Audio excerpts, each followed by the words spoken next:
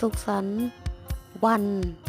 สิ้นปีนะคะขอบคุณนะคะขอบคุณคุณแม่นงนุชนะคะขอบพระคุณในน้ำใจมากๆเลยนะคะเขียวก็ได้นำคะแนนณตรงนั้นมาให้ยายวงทานตอนเย็นนะคะขอบคุณของหวานๆนะคะคุณแม่นงนุชเขียวขอบพระคุณมากๆเลยนะคะขอให้คุณแม่นะคะและครอบครัวสุขภาพพลานามัยแข็งแรงนะคะผ่านพ้นไปแล้วนะคะปีนี้